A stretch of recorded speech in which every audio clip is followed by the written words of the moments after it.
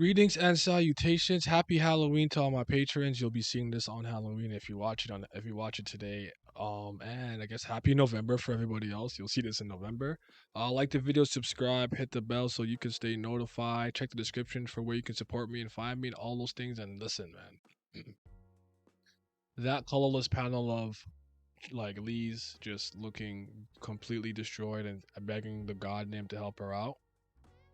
I think everybody's kind of general opinion. This is an opinion and a theory that's been going along around in the community for quite some time. I mean, I can't speak. I've been here like 2 years, so but it's become more prevalent as of late, and I think it's that she was hit with a like a mental, a psychological, transcendental or attack. So we'll see if there's any truth to this, but let's hop right in. 忍びじゃなくてジャマイカボーイ不動で育った making noise 四六時中かかってこい It don't matter though Young nigga from Canada Brought from that bullshit and go like a matador 行けたら行くわ毎日俺のゴールへかけ出す Kaz, wake up. Kaz is like, what about the princess name? People from the city came and took her back. Auntie Anna told me that. Auntie Anna? She came back? Yeah, the Auntie Anna and the village's adults. Everybody returned while we were asleep. Look. So he's walking him. Kaz looks. Everyone is there.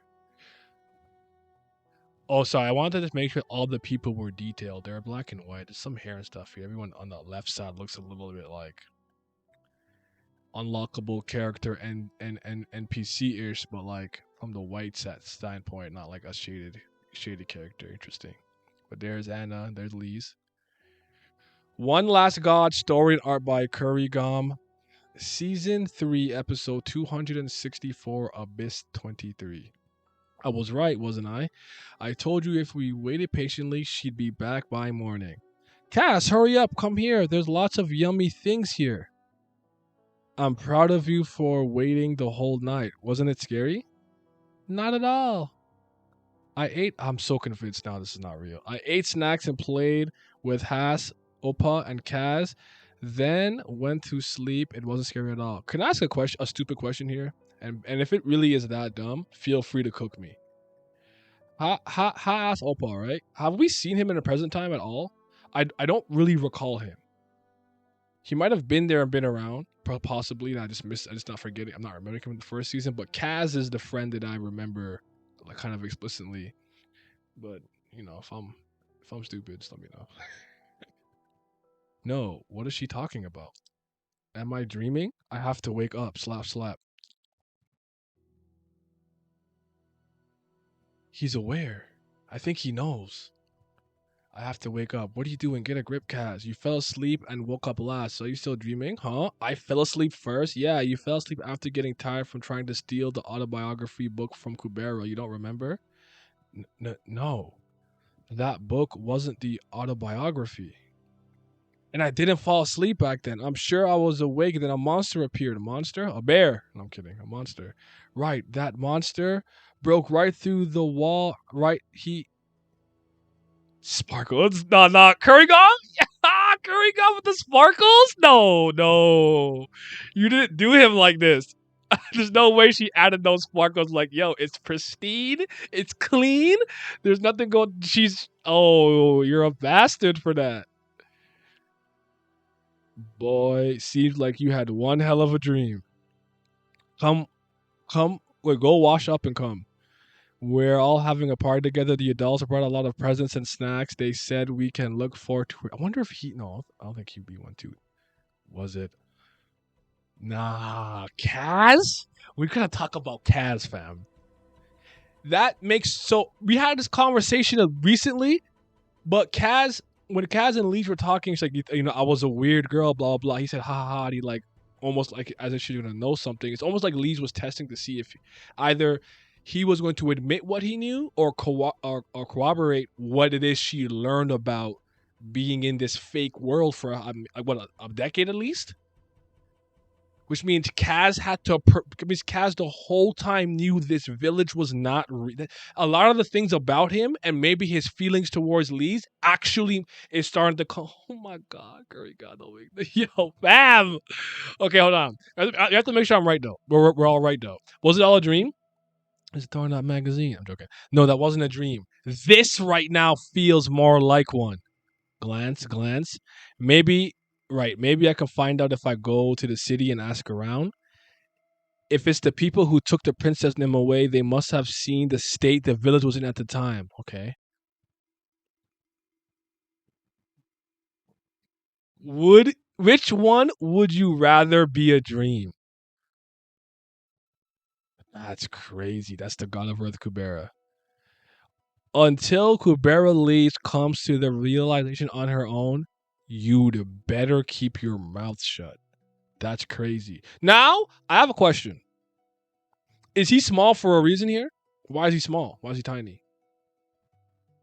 I know he can just change his form or whatnot, but I'm saying, is it because he used his transcendental in some way, shape, or form that he's tiny? Also, his connection to her and the reason why he kept checking on her in certain ways and whatnot throughout the course of the story, despite never truly necessarily fully allying himself with. I'm getting excited. I'm sorry, allying himself with her and like do things for her and her best benefit was because, oh my god, she's and then he told Cass to not say nothing.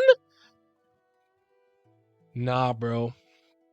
I'm starting to really understand where Kaz is coming from to the point that when we get back to the present time, I really hope that sooner rather than later we start to focus on his character.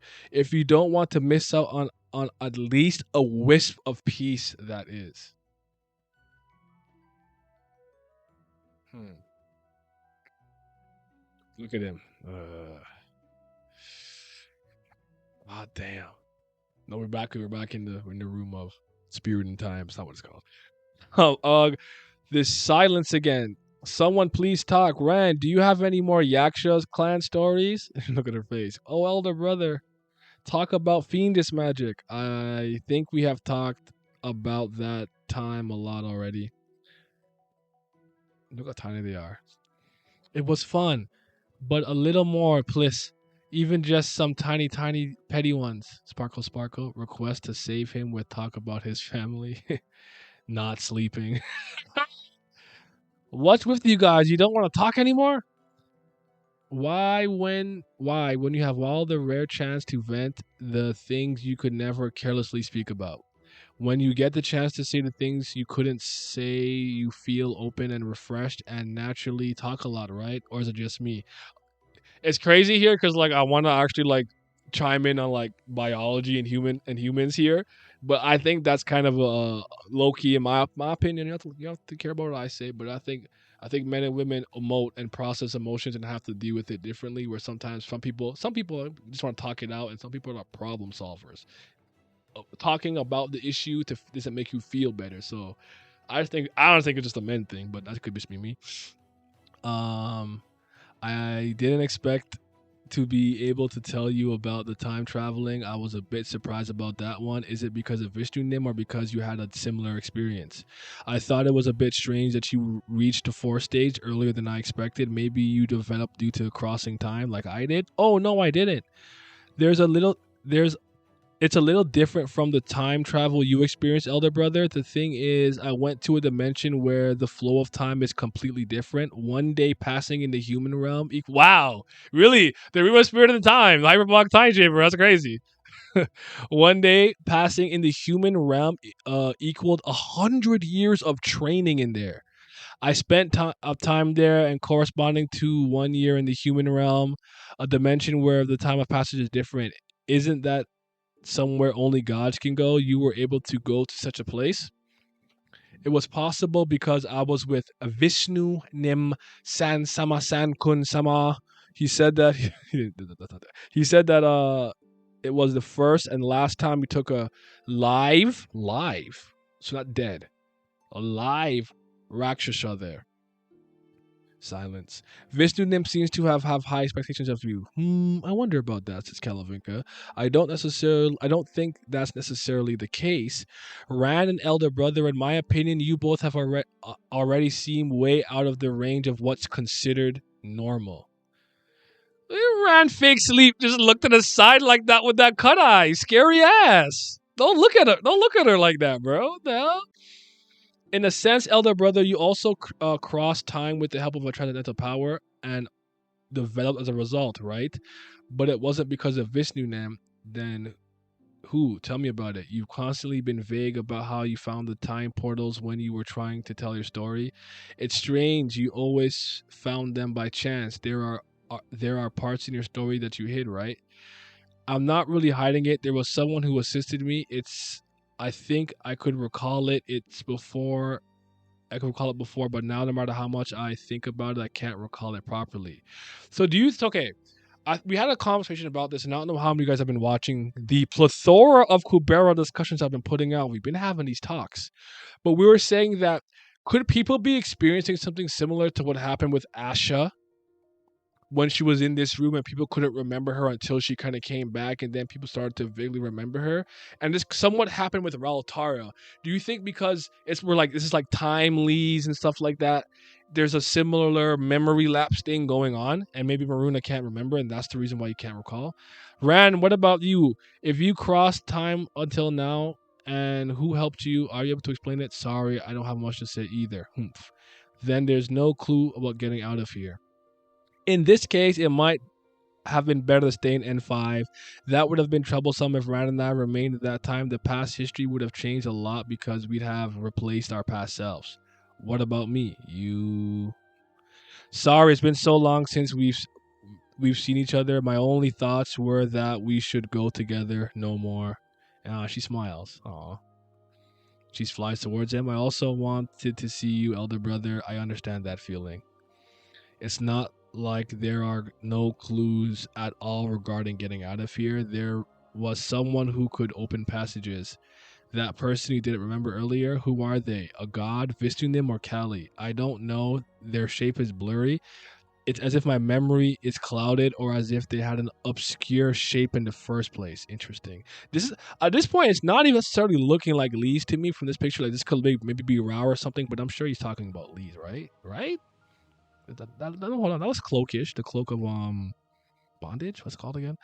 Anyway, I'm sure there was someone. They showed me the records of the past, and now those records have disappeared. So maybe it's time for us to go back to our original time. Either they will appear or a passage will open. Crackle. Oh, a portal opened. It opened. Whoa, elder brother, the timing is absolutely amazing. I don't know who opened the passage, but there must have been observing somewhere here. That's Conche. The exact point is not clear, but seeing how the scenery is similar to the day we arrived on Conche, maybe. Did it open correctly? Yeah, seeing how it's Conche and it's not anywhere else, this should be the correct passage. Conche of year N23 from where we started our time travel. Then if we go there, I'll have skipped over 18 years. I've only heard about it so far, but it's my first time crossing time, so my heart's pounding. But how is your Oppa going to go through it? You go first. I will wait a little longer until a passage big enough for you to open, elder brother.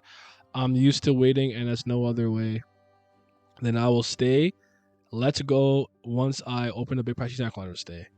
No, the possibility that this passage is the only opportunity cannot be ruled out. It's better to take the opportunity when it comes. But elder brother, we have only just met. He smiles at her. Cross over. I don't want to. I will stay. Huh? And she, yeah, yep, yeet. Yeet! He picked her up like she was this small, said go. Through the portal with you, my sister. Okay. Boom. I'll be honest with you.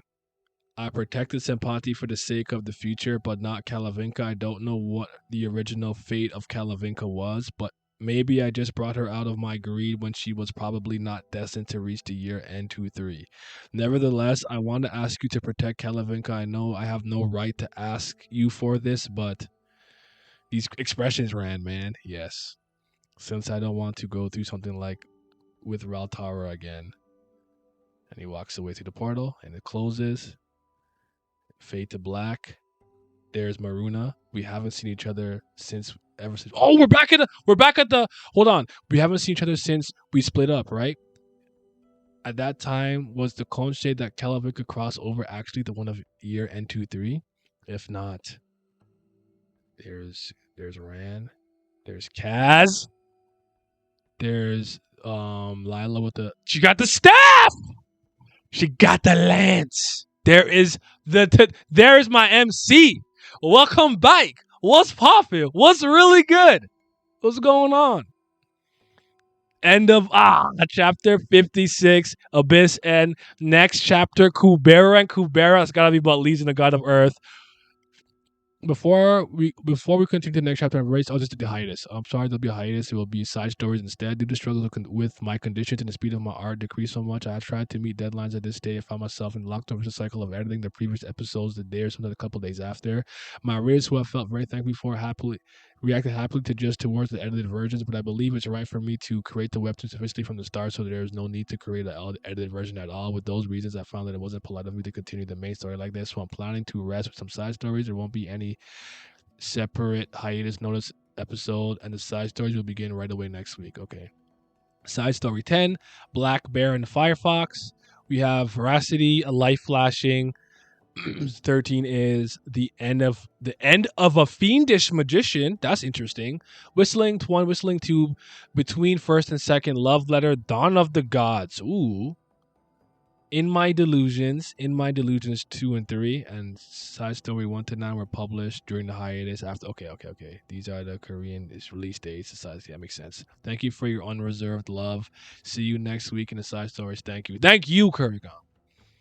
Thank you. Kurigam's comments. Thank you for always. Kurigam's blog, season 3, episode 260. Blah blah blah. This the truth known to Kaz. It would have been good to hide a panel. Wait, it would have been a good panel to hide a Kurigam in, but I deleted it because it felt unnerving to stand amongst them in that scene. Fair. It's the first time taking a live Rakshasa. Then, exactly. The reason Calvika's outfit is different from the previous president is because she was in third stage. You tell me to protect her after what you did. What? At that time, I laughed aloud when I saw the comments about what if Kalavinka died in that scene. You like yeeted her too hard and she's like bleeding out. Oh man, chill. The scene of Lila is from season 3, episode 161, and the scene of Lee's is continuation of scene 160. The sky surrounding like that means Lee's location is still in Rind Hollow. Quick break. The banana. Is that a banana? I don't know what that is. The most important info was including at the bottom of the episode, so I'll just add a bit more. All the side stories are about supporting characters. There are parts where main characters make special appearances, but the main narrative focus on supporting characters. I'm okay with that.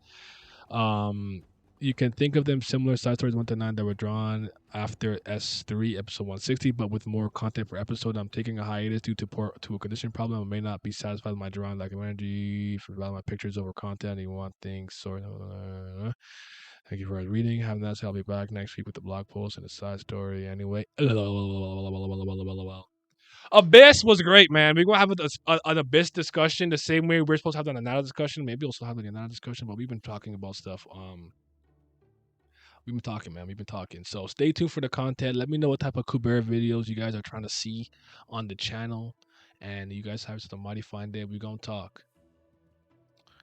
Shout out to the Patreon gang. Shout out to my certified BAM lovers. I appreciate y'all.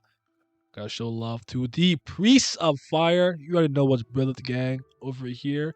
But I gotta give a huge thanks to my tier 3 subscribers, the 5th Zen Gods. Shout out to Zodiac, Sunny Katapali, Simi, Scobe, Revenant, Lucky Roo, Lazy Dragon, Chris, Johnny Rogers, Irene Sharda, Tris, David Langstaff, Childish Nujabes, AJ, and my boy Big Abdel. Your support is greatly appreciated. Thank you.